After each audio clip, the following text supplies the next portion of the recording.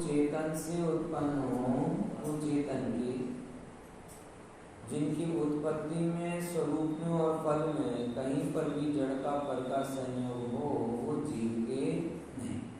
और इसी point of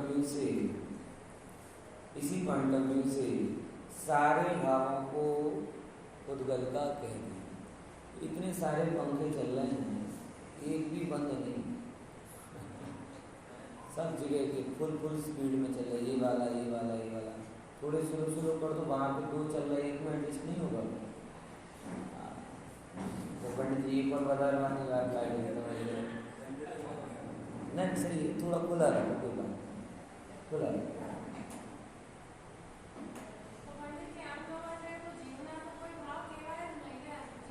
अरे भाव वगैरह में जीव तो नकाम होते, ज्ञान भाव सिवाय बीजा बना। जब इतनी सी बात है, ये एक जैन धर्म बड़ा सीधा है। 2 बातें, पारिणामिक भाव जैसा है वैसा पर्याय में प्रकट हो जाए, बस वही जैन धर्म। तो जो पर के निमित्त के बिना हो रहे, कुदरती अनादि के शांत स्वभाव जीव का, वो सब जीव का। अब क्या होता है, होते हुए भी वो दिखता नहीं, जब जैसे ऐसे समझो, इसको मैं हमेशा ये बताता हूँ। अगर आप अपने इसमें देखोगे, क्लास में कोई शरारती बच्चा हो, एक शरारत कर रहा हो, तो टीचर का ध्यान, पढ़ने वालों का ध्यान, सबका ध्यान कहाँ पे जाता है? शरारती उठापटक जो कर रहा है। प्रवचनों में भी होता है, 100 लोग शांति से बैठे हों, ध्यान नहीं जाएगा, एक उठ के आ जाए, आगे तक आए, सारे दुनिया ने उसको देखने लगा है। क्यों? क्योंकि अनादि से हमारी दृष्टि में जो स्वभाव से है वो जमता नहीं, दिखता नहीं, और जो स्वभाव से नहीं है वो क्या हो रहा है? दिख रहा है, नजर में आ रहा है। यही भूल है। तो जहाँ पे भी उठापटक हो रही है, उठापटक तो बहुत कम हो रही है। हम तो ये कह रहे हैं कि ये बहुत कम हिस्सा है जहाँ गड़बड़ी हो रही है, ज्यादातर हिस्सा तो शांत है। लेकिन हमारी दृष्टि कैसी? उत्पाती को देखनी। 1% भी होगा ना तो पूरी समाज का माहौल बना बिगाड़ देगा। एक विद्यार्थी भी होगा तो पूरी क्लास का माहौल बिगाड़ देगा। एक पड़ोसी भी होगा तो पूरी सोसाइटी का माहौल बिगाड़ देगा। एक अंग भी होगा तो पूरे शरीर का माहौल बिगाड़ देगा। ये इतने सारे दृष्टांतों से क्या बताना चाह रहा हूं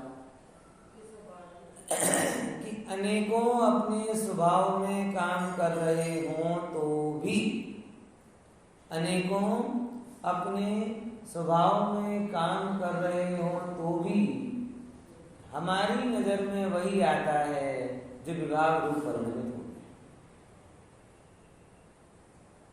ये हमारी दृष्टि का दोष है,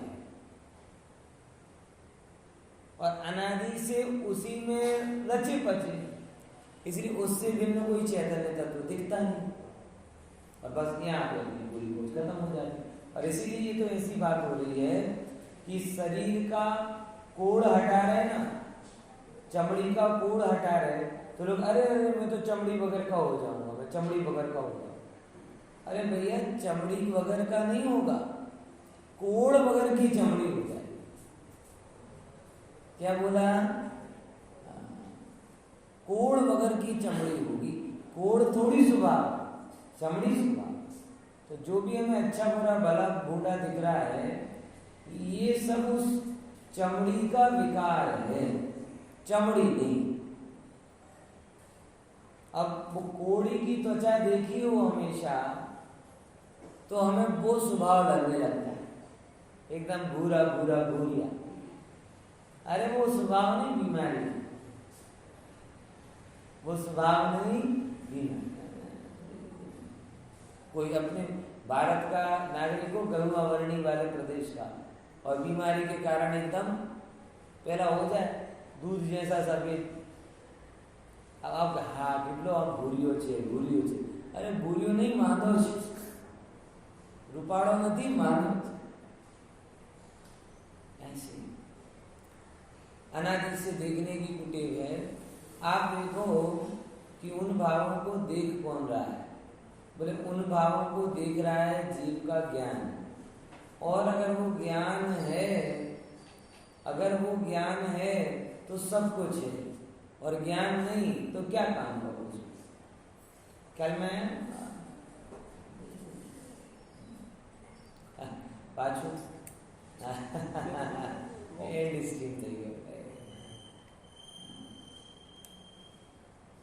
એટલે तेरा तुझको अर्पण क्या लागे मेरा ના ચાલ તો ખ્યાલમાં આવ્યો. આ મોબાઈલમાં छिपाયેલું પ્રમુખ શ્રોતા બહુ હેરાન કરે છે. આમ એમ હું કહું છું ને कि घड़ी वक्त तो नहीं कहते कि मैं ही वक्ता हूँ और मैं ही श्रोता हूँ. ये मोबाइल चरितार्थ कर देता है. वक्ता भी हूँ और श्रोता भी. कई बार कहता ना कि आप सुनते हुए सुन रहे हो, मैं बोलते हुए सुन रहा हूँ. उसका भाव वासन करना तो मोबाइल में देख लो. खुद का चेहरा खुद को दिखता है, खुद ही खुद को सुनता है, खुद ही खुद को देखता है. ज्ञान और ज्ञान की सिद्धि वहां हो जाती है. ठीक है ना. तो ये सब बातें, ये एक छिलका हटाने वाली बात है. ये छिलका हटाते हैं, बाकी ये देखिए फिर से गड़बड़ हो जाती है. मतलब कुछ हाँ ठीक है. 5 cleanup मांग रहा है. हाँ मार दो फॉर्मेट मार दो. अभी तो कुछ नहीं होगा. हाँ अभी बाद में. चलो इतना समझते हैं कि जब तक ये सब विधि चलती रहती है ना तो प्रवाह नहीं आता. बीच में डिस्टर्ब होता है. वो फिर उसमें वो गड़बड़ होती है. हाँ पूरा का पूरा विषय हट जाता है. फिर आपका भी ध्यान हटता है, मेरा भी ध्यान हटता है. बराबर. दाल में कंकर अच्छा लगे, व्याख्यान में विघ्न अच्छा लगे. चल अपन 56वें नंबर की गाथा पढ़ते हैं. अनुवाद.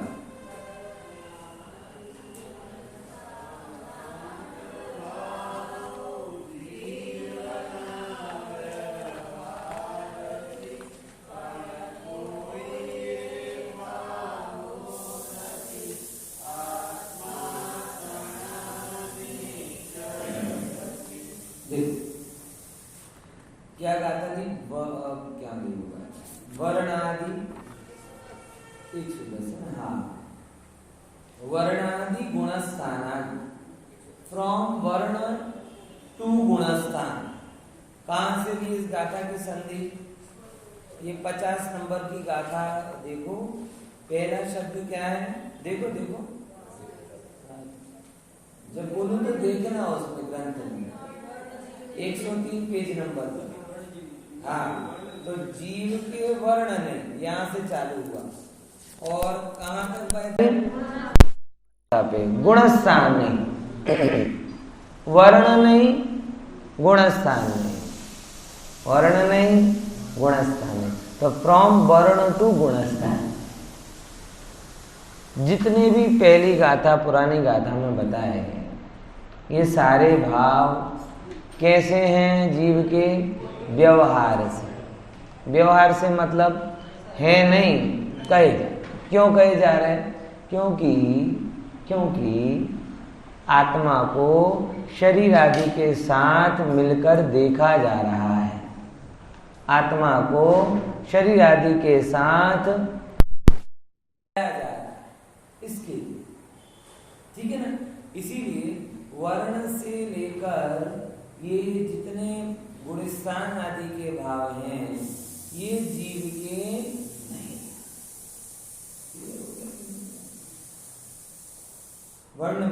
વર્ણાદિ ગુણસ્થાનાદિ ભાવો જીવના વ્યવહારથી છે, પણ કોઈ ભાવ આત્માનો નિશ્ચય से नहीं. बोले ये क्या बात कह रहे हो सर? निश्चय से नहीं है तो क्यों बताया जा रहा है? तो देखो सीधी सी बात है. जो सिद्धों में है सो मुझ में है. क्या बोला? जो सिद्धों में है वो मुझ में है. और जो मुझ में सिद्धों में नहीं है वो खरेखर मुझ में भी नहीं था, वो कहीं से आया। क्या बोला? बोलो बोलो। बहुत सीधी सी परिभाषा है। इसीलिए जो अभय जी ने भक्ति लिखी ना, अशरीरी सिद्ध भगवान आदर्श तुम्हें। अधिकतर लोग आदर्श का मतलब आइडल, आदर्श मतलब आइडल तो होता ही है, लेकिन आदर्श का दूसरा मतलब क्या होता है? प्रतिबिंब। बराबर? आदर्श का दूसरा मतलब क्या है? प्रतिबिंब। तो हे भगवान, आप मेरे रोल मॉडल तो हो ही, लेकिन आप मेरे प्रतिबिंब भी हो। आप मेरे प्रतिबिंब भी हो। कैसे? अरे बड़ी सरल सी बात। कोई बोले मुझ में मेरा क्या है, अभी तो अपनी पूरी दशा भेड़ सेड़ वाली। अब कोई पूछे मुझ में मेरा क्या है, इसका निर्णय कैसे किया जाए, तो बोले जो सिद्धों में है, बोलो बोलो, वो मेरा है। और जो सिद्धों में नहीं है और वो मुझ में दिख रहा है, तो मेरे में होते हुए भी वो मेरा नहीं। क्या बोला? बोलो ही गहरी बात। जो सिद्धों में है वो मेरा है या वो ही मैं हूं, और जो सिद्धों में नहीं है और मुझ में दिख रहा है वो मेरे में होते हुए भी मेरा नहीं। सीधी सी बात। क्योंकि अशरीरी सिद्ध भगवान आदर्श तो नहीं मेरे। आगे की नहीं आगे बात। सिद्धों में काम का भाव नहीं, सिद्धों में क्रोध का भाव नहीं, सिद्धों में मोह का भाव नहीं, अनुभाग नहीं, अध्यवसाय। अरे गुणस्थान भी नहीं, गुणस्थानातीत सिद्ध कहना।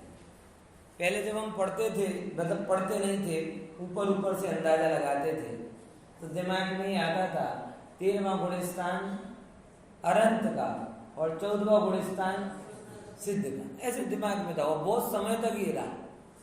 14 गुणस्थान और 13वें तक अनंत आ गए, तो ऑब्वियसली 14वां किसका होगा? सही है ना? नहीं, गुणस्थानातीत। क्यों?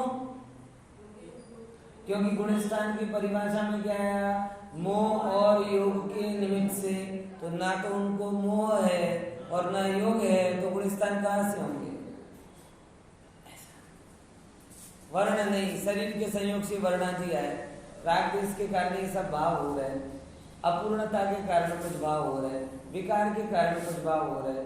तो सिद्धों के अंदर ना तो पर का संयोग है, ना अपूर्णता है और ना विभाव। इसीलिए जब हम तीनों बातों को समझना, क्या बोला? पर का संयोग, अपूर्णता और विभाव। कौन कौन सी तीन बातें? पर का संयोग, अपूर्णता और विभाव। कुछ भाव पर के संयोग से हुए, कुछ भाव अपूर्णता के कारण हुए और कुछ भाव विभाव के कारण। सिद्ध भगवान असंयोगी हो गए, परिपूर्ण हो गए और स्वाभाविक हो गए। तो जो भी चीजें थी वो सब निकल गई और जो बाकी रह गया बस वो है। जैसे गौरस की कितनी दशाएं है ना, बहुत सारी दशाएं। छाछ भी है, दही भी है, पनीर भी है, मलाई भी है, माखन भी है, बराबर। इन सब में कुछ ना कुछ पर का अंश था, कुछ ना कुछ ऐसी चीज थी जो अपूर्ण थी, अधूरी थी, संयोगी थी। और जब वो सारी चीजें निकल गई और कौन सी दशा बची? घी की। बोले ये परिपूर्ण दशा। बाकी जो अब घी में से क्या निकाल सकते हो आप बताओ? घी में से कुछ घी निकाल लिया मलाई में से, अब घी में से क्या निकालोगे? अब वो घी निकलेगा नहीं, जलेगा। मतलब अब उसका प्रोसेस नहीं होगा, वो प्रोसेस की पूर्णता को पा गया है। तो जो निकल सकता है वो कहीं ना कहीं से आया ही होगा ना। जो क्योंकि कहीं से आया है तभी तो निकलता है। स्वभाव से होता तो निकलता थोड़ी है। जो कहीं से आया है वही निकलता है, स्वभाव से होता तो निकलता नहीं। घी है बराबर निर्मल, अब आप उसमें क्या कर दिया, कोई कचरा गिर गया तो कचरा निकाल दोगे, घी को नहीं निकाल पाओ। ऐसे आत्मा का जो स्वभाव है वह स्वभाव किसकी भांति है, सिद्धों की भांति परिपूर्ण। और बाकी जो तीन चीजें बताएंगे, इतने सारे भाव बताए, इनको तीन में कह सकते हैं, परभाव, संयोगी भाव, विकारी।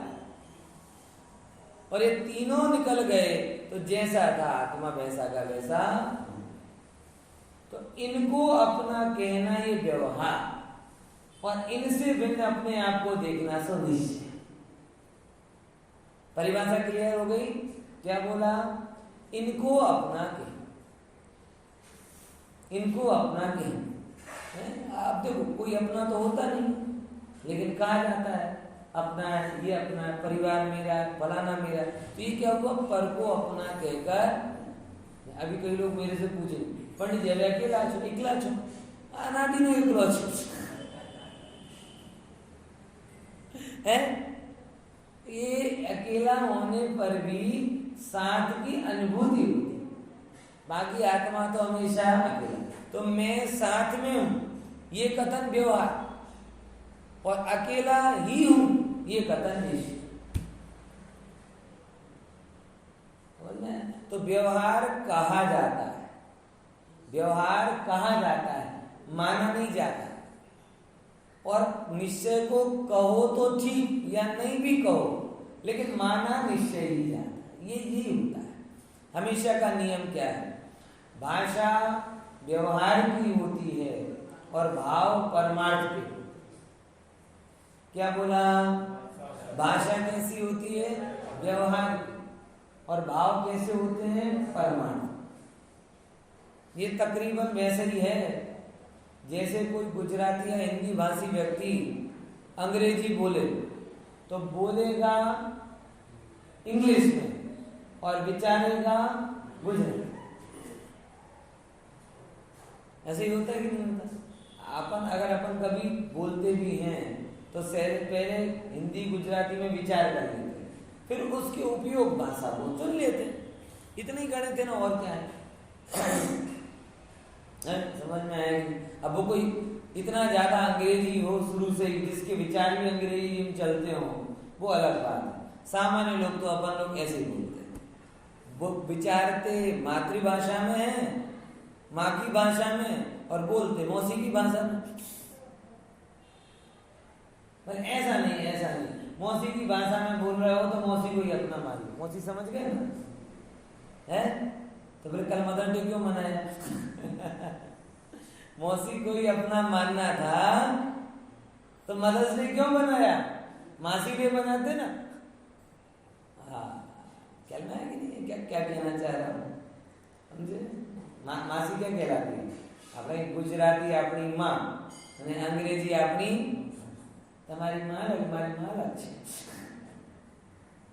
मारी हिंदी माँ છે है। तो होता क्या है, तो बोले कोई नहीं था, जिस भाषा में बोल रहे हो उसको ही अपना मान लो। बोले ऐसे क्यों? भाषा तो हम सामने वाले को देखकर बोलते हैं, लेकिन सामने वाले को देखकर भाषा बोल रहे हैं मतलब वैसा ही मान लें, ये न्याय थोड़ी है। भाषा तो व्यवहारिक जनों को देखकर बनाई गई है, आत्मा की तो कोई भाषा है ही नहीं। तो व्यवहार से तो ऐसे ही बोला जाएगा कि ये ऐसा है, कौन से गुणस्थान वाला है, फलाना है, लेकिन वैसा माना। तो इतना समझना कि व्यवहार से समझाने के लिए, कथन करने के लिए, इन सब कारणों से क्या बोला गया, ये जीव के हैं। लेकिन निश्चय में से क्या कहा जाएगा कि ये जीव के हैं नहीं, होते नहीं, ओ अभी भी नहीं है ऐसा। अरे अभी तो खतरनाक, ये कुछ ज्यादा हो गया पंडित जी, अभी भी नहीं है। बोले हाँ अभी भी गुणस्थान नहीं है, तो हमको गुणस्थान अतीत हो गया। बोले फिर तुम पर्याय बोले की बात कर रहे हैं। हम कह रहे हैं जहां मोह और योग का उदय वहां गुणस्थान है, तो आत्मा के अनंत गुणों में थोड़ी मोह और योग का उदय है। मोह और योग का उदय कहां आया? श्रद्धा और चरित्र गुण।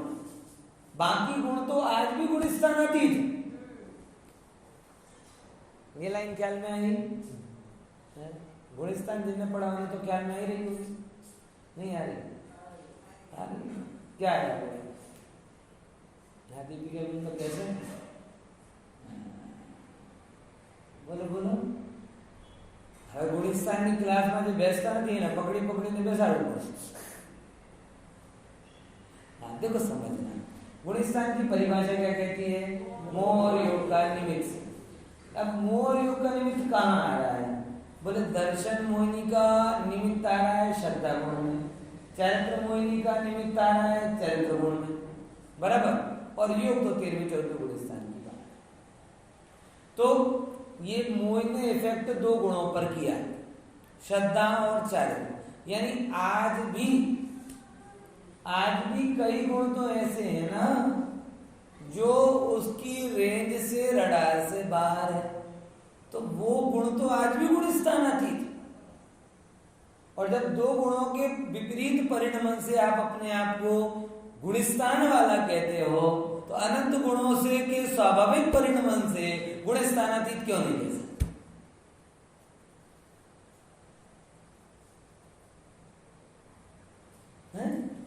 लेकिन भ्रांति में मत आ जाना, गुणस्थान अतीत कह के सिद्धों ने समझने लगना, वो फिर निश्चयवास हो जाएगा। वो क्या हो जाएगा? निश्चय।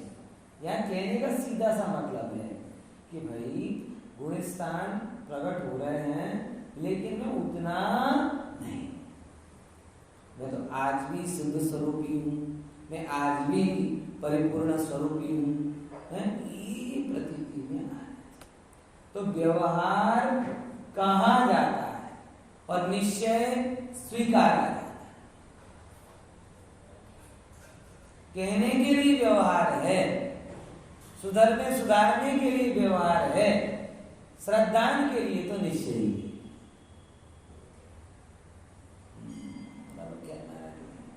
ये बात को थोड़ा विचार। हाँ ठीक है, तो ये एक गाथा आ गई 56-95 नंबर का। अब ऐसा है, अब 56 में, हाँ 56 हो गई। अब आगे की पढ़ते हैं जरा।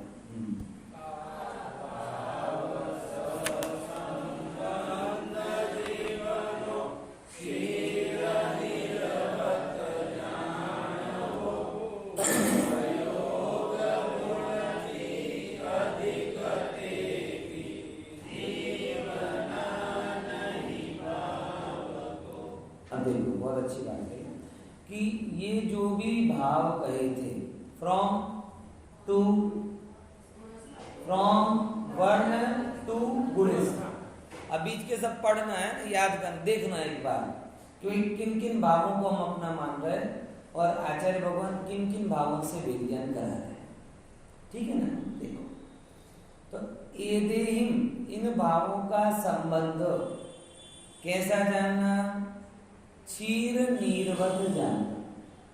कैसा जानना? क्षीर नीरवत। अब देखो ये भी बड़ा अच्छा दृष्टांत दिया कि दूध में पानी मिल जाता है, पानी में दूध मिल जाता है। ये दोनों को दूध देने वाले के ऊपर डिपेंड करता है, दूध देने वाला कौन है ना? कुछ लोग दूध में पानी मिलाते हैं, कुछ पानी में दूध मिलाते हैं, वो देने वाले के ऊपर डिपेंड। समझना है? अब समझना कि दूध में पानी मिला, अब अलग से पानी को आप पकड़ पाओगे क्या? गजब है ना? क्यों? जरा सा दूध हो, बराबर, और बहुसंख्यक पानी हो, तो भी वो सारा पानी वाला दूध ही लगता है। ये दूध की खूबी कहो, ये चीज हम उससे सीख नहीं पा रहे। सब स्टैंडर्ड चीज ज्यादा हो, हाई स्टैंडर्ड चीज कम हो, तो भी हाई स्टैंडर्ड दिखता है। जगत में क्या हो गया है? जगत में रिवर्स हो गया है। एक अवगुण इतना दिखता है कि शेष गुण दिखते नहीं। सब स्टैंडर्ड चीज इतनी दिखती है कि हाई स्टैंडर्ड चीज दिखती नहीं है कि नहीं? बोलो ये दृष्टांत ख्याल में है कि नहीं है? एक कटोरी दूध और 1 लीटर पानी हो, 1 कटोरी दूध हो 1 लीटर पानी हो। दूध कैसा है? High standard. पानी कैसा है? सब स्टैंडर्ड। अभी अपन निश्चय में मत लगाना, सामान्य बात समझना, महंगे सस्ते के साथ। लेकिन इसकी खूबी क्या और इसकी भी खूबी क्या कि 1 कटोरी दूध अगर उसे 1 लीटर पानी में डाला जाएगा तो पूरा का पूरा पानी कैसा दिखने लगेगा? सफेद सफेद दूध के जैसा। कितनी अच्छी शिक्षा दी दूध ने हमें कि अधिक वस्तु की बहुतायत के कारण सब स्टैंडर्ड वस्तु उसके रंग में रंग जाए। और जगत में क्या हो रहा है? जो गुण होंगे ज्यादा, अवगुण होंगे कम, लेकिन हमारी दृष्टि की क्या कमी है? अवगुण के रंग में रंग कर देते। अन्य को भी ऐसे ही आ तो बधी वातो छे पण आम करे छे। भाई तारी पण छे ने बहुत खतरनाक है। मात्र ईर्ष्या का भाव है इसके अंदर, कुछ नहीं। आप पण कहीने जे बीजाना गुणोने गायब करी दे अने छिपाયેલા अवगुणोने प्रकट करे, ये महामूर्ख व्यक्ति है। उसे दूध और पानी के संबंध से सीखना चाहिए। वो एक गुण भी हो तो इतना दिखना चाहिए कि अवगुण भी उस गुण के रंग में रंगे हुए दिखाई, ना कि गुण वो अवगुणों के कारण छिप जाए। एक बूंद भी गिरता है ना, ये तो प्योर, एक बूंद भी गिरता है ना तो भी उस पानी में उस दूध की छाया जाती है। एक बूंद में भी, गिलास नहीं होता गिलास, जिस गिलास में पहले दूध रखा हो, दूध नहीं था पहले रखा हो, फिर उसके बाद आप उसमें पानी डाल दो, क्या होगा? वो उसमें क्या दिखाई देगा? दूध की छांव दिखाई देगी। ऐसा हम नहीं कर सकते? कर सकते हैं, थोड़ी अभ्यास कीजिए। इसमें क्या है? मोह को छूटा छोड़ दिया और ज्ञान को बांध के रखा। अपनी बात कर रहे, हेलो पड़ोसी को मत दे पण તમે 100% સાચા, આમ જ કરે। अपनी बात चल रही, मोह को छुट्टा छोड़ दिया है और ज्ञान को बांध के रखा है। इसीलिए गुण होते हुए भी अवगुण दिखते हैं, गुण होते हुए भी अवगुण दिखते हैं। गुणी जीव कम दिख रहे, अवगुण वाले ज्यादा दिख रहे। अरे रे, ज्ञान से देखो, बड़ा भगवान छे अने बड़ा भगवान थसे।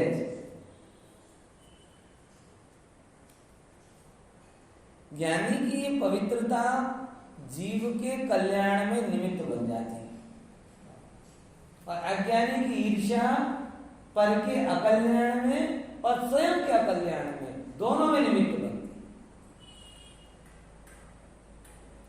आएगी नहीं बात? दूध पानी का चैप्टर अपन घटा के इस पे आते हैं। तो जैसे दूध और पानी मिले हुए होने पर भी अलग अलग हैं, एक में होते नहीं हैं। दूध में से पानी आप अलग निकाल नहीं सकते, लेकिन तो भी वो पानी अलग है और अलग किया जा सकता है। पानी में से निर्मलता अलग नहीं की जा सकती, पानी का प्रवाहीपन अलग नहीं किया जा सकता। वो अगर होता भी तो संयोग के कारण आता है, जैसे संयोग घटता है पुराना वैसा का वैसा हो जाता है। तो जैसे दूध और पानी एक में एक मिलते हुए भी भिन्न भिन्न हैं। प्रश्न भिन्न भिन्न हुए, भिन्न भिन्न हुए मतलब क्या थे? भिन्न भिन्न थे। ये इंपॉर्टेंट, क्या बोला? भिन्न भिन्न हुए, और हुए ने क्या बता दिया कि थे, क्योंकि भिन्न भिन्न होते नहीं कि अगर होते नहीं तो भिन्न भिन्न भिन्न होते कैसे? ख्याल में आ गया? जब मिले हुए दिख रहे थे तब भी, यानी इसका क्या मतलब हुआ कि आज भी मेरे अंदर क्रोध है, अन्य को छोड़ो, तो क्रोध मेरे से भिन्न है, इसीलिए भिन्न हो सकता है। देख नहीं सकते विचार करो, आप अगर कहीं नाश्ता कर रहे हो, मेरे से तो कई बार ऐसा होता है, नाश्ता करते करते कुछ गिर जाता है, तुरंत भागते कहाँ पे? बेसिन पर। क्यों? अभी मिला हुआ दिख रहा है, लेकिन जरा सा पानी का छींटे पड़ेंगे तो मिले हुए होने पर भी कैसा है? भिन्न हो जाएगा। ये भिन्न पने का श्रद्धान भिन्न कर देता है। और लोग साफ, अब मैं ये करूं, साफ तो करूं नहीं, और तूने गिरा दिया ना तूने गिरा दिया, और तेरी कमी है ना तेरी कमी है, ऐसे करते करते घंटे भर तक क्या करता रहूं? नक्की ये करूं कि किसने गिराया, तूने गिराया कि मैंने गिराया, कि तेरी गलती से गिरा कि मेरी गलती से गिरा है। इसमें 1 घंटे बिगाड़ दिया, 1 घंटे में क्या हो जाएगा? रंग गहरा हो जाएगा। फिर वो दाग निकालने में उतना श्रम होगा कि नहीं होगा? जगत में कितने विवेकी, मुद्दे का काम पहले करते हैं, बाकी काम बाद में करते हैं, और मोक्ष मार्ग में इतने अविवेकी। गुस्सा आ गया, कपड़े पे दाग लगा, अब डिस्कशन जैसे करते, तुमने दिलाया गुस्सा, तुमने दिलाया, तुम्हारी गलती से, तुम्हारा तो नेचर ही ऐसा, तुम्हारा नेचर ऐसा। अब इसमें लग रहा हो, इतनी देर में क्रोध का दाग कैसा हो गया? गहरा हो गया। अब समझ लो, कषायों के दाग जितने गहरे होंगे, पुरुषार्थ उतना करना होगा। समय पर किया हुआ पुरुषार्थ 1 सेकंड में काम कर जाता है, और समय निकल गया उसके बाद पुरुषार्थ करोगे, कितने ही प्रतिक्रमण कर लो, काम नहीं कर पाए, बहुत मेहनत लगी।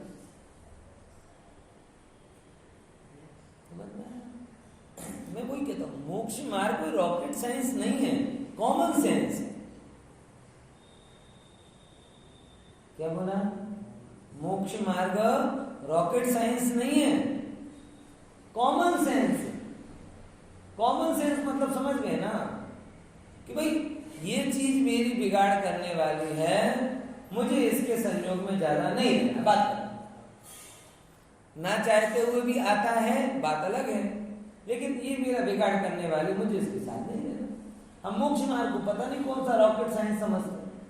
आवू करू पड़शे, पहलू करू पड़शे, तपमा तपवू पड़शे, ज्ञानमा जવું પડશે ને શિખરજી જવું પડે ને દાન ને ભગવાન જાણે क्या है।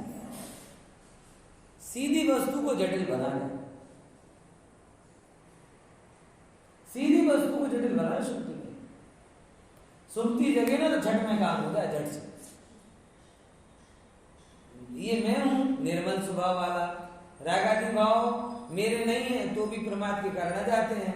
तो जैसे कपड़ा निर्मल था, दाग ना चाहते हुए भी आ गया, दाग की इच्छा कभी नहीं होती, दाग अच्छा लगता कभी नहीं है, और लगते ही मिटाने का पुरुषार्थ करते हैं, बस एक त्रिभंगी लगा दो। तो रागादि भावों में कि राग की इच्छा होती नहीं है, अनिच्छा पूर्वक होते हैं, बराबर, और दाग किसी को अच्छे भी नहीं लगते, और जैसे दाग को तुरंत मिटाते हैं वैसे विकारों को तुरंत मिटाने का उपाय करना चाहिए। समझ में आया? समय पर किया हुआ अल्प पुरुषार्थ मान फल देता है। जैसे डॉक्टरी की भाषा में कहे ना कि अगर किसी को अचानक अटैक आया, बराबर, अब कोई आजू बाजू और उसने ऐसे ऐसे ऐसे करके उसे क्या कर देते हैं, उसे CPR दिया या ऐसे ऐसे वो क्या बोलते हैं, पंपिंग कर दिए, बराबर ना। अब वो कोई बहुत बड़ी चीज है क्या? कोई बड़ी चीज नहीं है, कोई व्यक्ति कर सकता है, और वो इतना बड़ा काम कर जाती है कि बाद में तो कितने भी वेंटिलेटर, कितने भी ICU, ICCU लगा लो तो वो सब नाकाम। और 2 सेकंड में अगर किसी को अटैक आया और आपने उसकी पंपिंग कर दी, CPR दे दिया, तो वो करोड़ों वेंटिलेटर के खर्चे से भी कीमती। आमा तो कहीं गयो નથી, पर समय वापर्यो एनी अगत्यता। ऐसे आप किसी को हाथ लगा के तो देखो, बराबर। और जब उसको वो बीमारी का अटैक आया उस समय जोर जोर से करो, उठ जाएगा, जी जाएगा, ऐसे कहते हैं। यही बात है कि अब कसायों का अटैक हो तो ज्ञान की पंपिंग कर दो तत्व ज्ञान की सीपीआर दे दो, वो जीवन तो जीवन पना प्रकट हो जाएगा। अब वो जब कसाय का दौर निकल जाए, उसका रंग चढ़ जाए अनुभाग, अब और उसके बाद आप कितने शिविर करवा लो, कितने पंचकल्याण, करोड़ों का खर्चा कर दो, वो तो मर गया है, अब कुछ नहीं। अब इतनी चीज को सिखाने समझाने कोई बड़े ज्ञान की जरूरत, 5 मिनट में आपको सिखा सकता हूं, और 5 मिनट का ज्ञान करोड़ों के खर्चे और लाखों की पढ़ाई से कीमती है। मगर क्या इंपॉर्टेंट है? समय। किस समय करना है? अरे कार्डिक अटैक आया अभी और 2 दिन बाद करो तो वो नकाम। कषायों का होते आया हो अभी और 5 दिन बाद लगाओ साहब। पंडित जी एक बात कहनी, क्या कहनी है? 5 दिन पहले बहुत गुस्सा आया। एक तो तुम्हें जब कहने का मन हुआ तब तक तो गुस्सा चला गया, अगर गुस्सा होता तो कहते। सब केस खत्म हो गया, कर्मों का पोटला बन गया, अब कह रहे हो पंडित जी तो बस तंबूरा, कुछ नहीं होगा।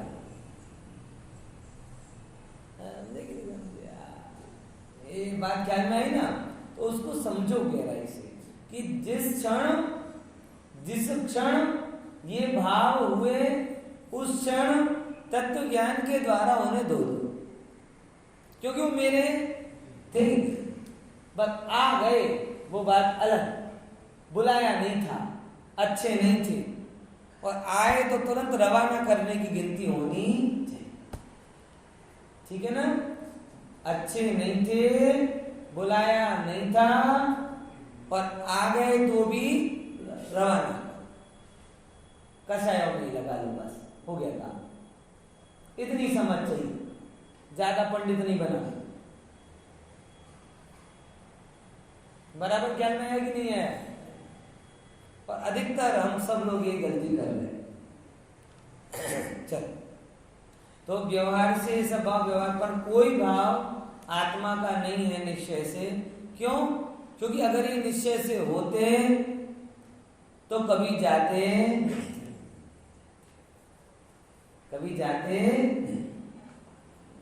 आगे का पढ़ते।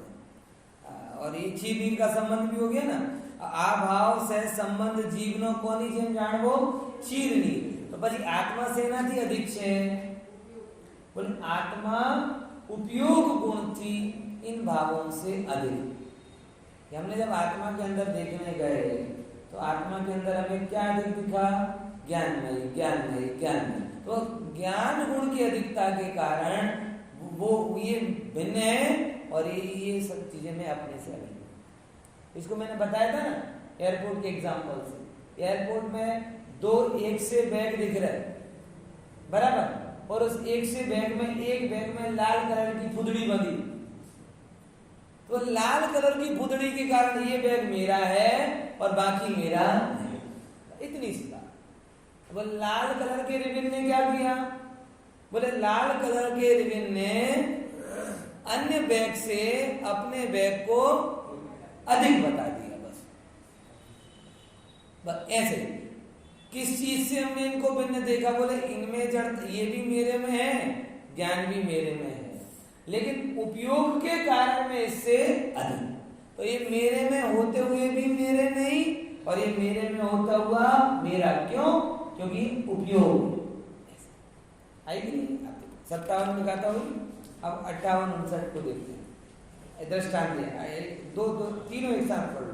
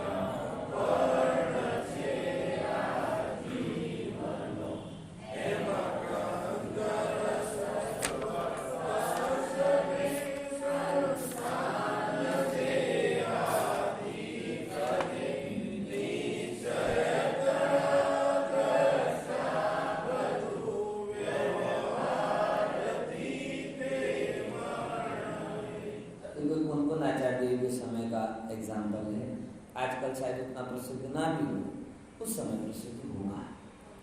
कैसा कि भाई पहले यात्रा करने निकलते थे, व्यापार करने निकलते थे, तो ये कहते थे कि ये रास्ता लूटता है, ये रास्ता क्या करता है, लूटता है। क्यों? कोई रास्ते पे गए हो, आज भी अपन कहते हैं ना, कई बार ही कहते हैं, तारंगा से निकलना हो तो ना दीप से निकली जाओ साथ। क्यों? लूटा है, पथ लूटा है। तो पथ तो कभी लूटता नहीं, पंथी उस पे पथ पे चलने वाले पंथी लूटते हैं, पथिक लूटते हैं। पथ क्या लूटेगा, कोई क्या लेके जाएगा, लेकिन उस पे चलने वाले पथिक लूटते हैं। तो पथिकों को लूटता हुआ देखकर ये कहते हैं कि ये रास्ता लूटता है। ऐसे ही देखी लुटातू पंथ मां को, पंथ आ लूटा है, ये रास्ता क्या करता है, लुटता है। बोले जनो व्यवहारी आओ लोगों कहे, आज भले हम प्रयोग ना करते हो, लेकिन उस समय बहुत प्रसिद्ध प्रयोग हुआ। बराबर क्या ऐसे कई प्रयोग होते हैं, जैसे मैं कई बार बोलता हूँ ना, गुजरात में बहुत अच्छा प्रयोग, अहीं पंचर थाय छे, शू कहे छे, जशो पंचर करावा। बधी एक लखेलो હોય ને, पंचर થાય છે, गजब से शुरुआत में आया तो मेरे दिमाग में नहीं घुसा, पंचर करवाने की भी दवा दुकान होती क्या, और कौन क्या चाहता होगा।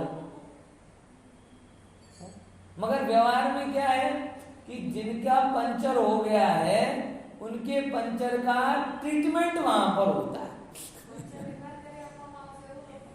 हाँ, परसों लगे थे पंचर थाय, अहीं पंचर थाय। अब आपको कभी प्रश्न नहीं हुआ इस बात में, पंचर मतलब क्या होना, उसको कराने दुकान पे जाओगे क्या, वहां पे तो इलाज कराओ, कहीं हो गया हो। लेकिन जगत में ऐसा व्यवहार प्रसिद्ध है, उसी टाइप का यहाँ पे व्यवहार लिया कि रस्तो लूटा है, इसे रस्तों ने शू लूटा, रस्ता में जनारा लोग को लूटाता हसे, तो शू व्यवहार આવી ગયો કે આ રસ્તો લૂંટાય છે, આ રસ્તો લૂંટાય છે, व्यवहारिक। अब तो वहां पे भी आपने व्यवहार लगा लिया, लेकिन ध्यान नहीं दिया कि पंचर एक्चुअल में जब भी लिखा है कि पंचर था है, तब ये अभिप्राय समझना कि अगर हुआ हो तो यहाँ पे मिटाया जाता है, उसको हटाया जाता है, रिपेयर किया जाता है। बराबर क्या है, लेकिन हम कभी हम व्यवहार उतना समझ जाते हैं और उसमें कोई कंफ्यूजन नहीं होती है।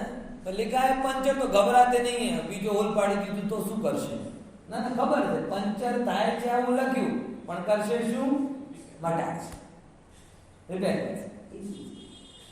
તેમ વર્ણ देखी જીવમાં કર્મો અને નો કર્મનો ભાખે જેનો વ્યવહારથી આ વર્ણ છે, આ रस्ते पे था, वो रास्ता तो निरपेक्ष, उसमें पर्याय हुई, पथिक आए, अब उसमें एक आध पथिक लुट गया। ऐसे ही पर्यायों के पथिक आए और पर्यायों के पथिक में कहीं राग हुआ, कहीं देश हुआ, कहीं काम हुआ, कहीं क्रोध हुआ, तो पथ और पथिक दोनों भिन्न भिन्न है ना। लेकिन जैसे व्यवहार से पथ और पथिक को एक कह के कह दिया, जैसे पंचर और पंचर रिपेयर करना, ये दो भिन्न भिन्न चीजें हैं, लेकिन उसे व्यवहार से क्या कह दिया, एक कह दिया। ऐसे यहां पर हुआ, लेकिन उसके बावजूद भी कहने मात्र से वस्तु में कोई बदलाव हुआ क्या? पंचर रिपेयर और पंचर ये एक में एक तो नहीं हो गए ना, विरोधी।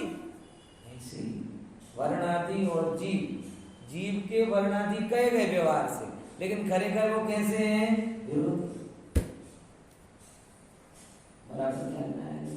दृष्टांत बैठे ना, दोनों दृष्टांत बैठ गए कि पथ न्यूट्रल है, पथिक आते जाते हैं, पथ लूटता नहीं है, कोई लूट सकता नहीं। क्या लूटेगा पथ में? पथिकों के पास है कुछ ऐसा जो लूटा जा सकता है।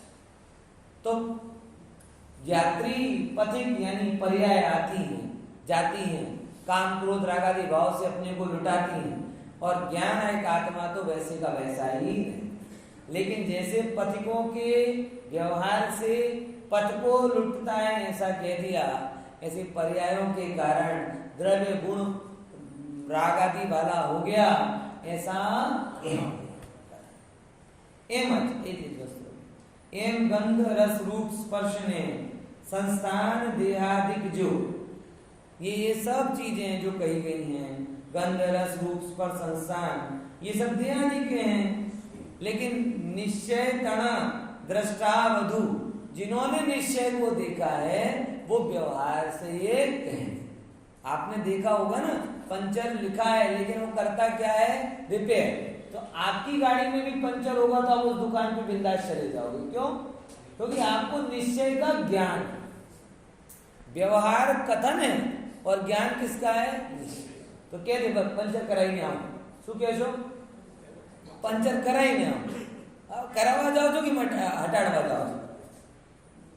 आपको निश्चय का ज्ञान है तो व्यवहार की भाषा बोलते हैं, ऐसे ज्ञान ही बोलते हैं कि भाई આ ગુલિસ્તાન વાળો છે, આ માર્ગના સ્થાન વાળો છે, પણ એમને ખબર છે એનાથી તો વિશેષ